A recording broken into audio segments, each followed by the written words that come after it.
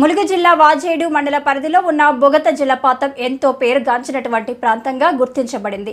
బొగత జలపాతాన్ని చూడడానికి రాష్ట్రంలో ఉన్న నలుదిక్కుల ప్రజలే కాక వేరువేరు రాష్ట్రాల నుండి ఈ జలపాతం చూడడానికి వందలాదిగా టూరిజం చేస్తుంటారు.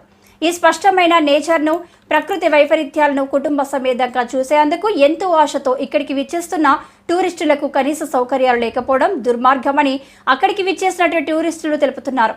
ఫారెస్ట్ అధికారులకు జలపాతం గేటు దగ్గర వసూలు చేస్తున్న ఫీజు పట్ల ఉన్న శ్రద్ధ, దురాభారం నుండి వచ్చిన టూరిస్టులకు కనీస సౌకర్యాలు ఏర్పాట్ల పట్ల బాగుండేదని వారు అభిప్రాయపడ్డారు. లోపలికి మద్యం నిషేధమని బోర్డు పెట్టినప్పటికీ చూడదగ్గ ప్రదేశాలలో పలుచోట్ల మద్యం సీసాలు ఎందుకు ఉన్నాయని టూరిస్టులు వాపోతున్నారు.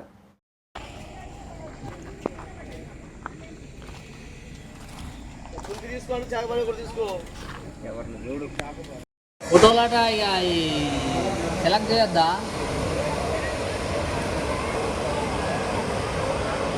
ఇది ఒకే ఎంబటే ప్రింట్ చేస్తావా?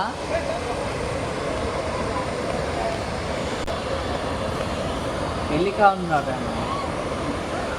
పెళ్లి కార్డు ఉన్నా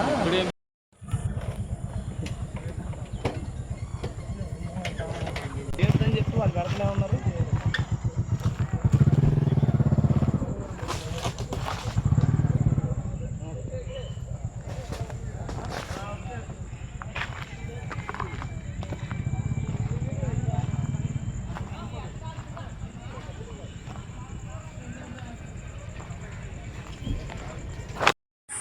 బొగత జలపాతం అనేది మన తెలంగాణలో ప్రసిద్ధిగాంచిన ఒక జలపాతం. దీనికి పర్యాటకులు చాలా మంది వచ్చిపోతూ ఉంటారు. కాకపోతే ఫెసిలిటీస్ అనేది చాలా ఇబ్బందికరంగా ఉన్నాయి. అది ఎంట్రన్స్ ఫీజు ఇట్లా తీసుకుంటారు, కానీ వాటికి సంబంధించిన ఫెసిలిటీస్ ఏమన్నా కావాల్సిన మన వాటర్ బాటిల్స్ కానీ తినడానికి ఫుడ్ కానీ మనకు అందుబాటులో లేక చాలా ఇబ్బంది పడుతుంది.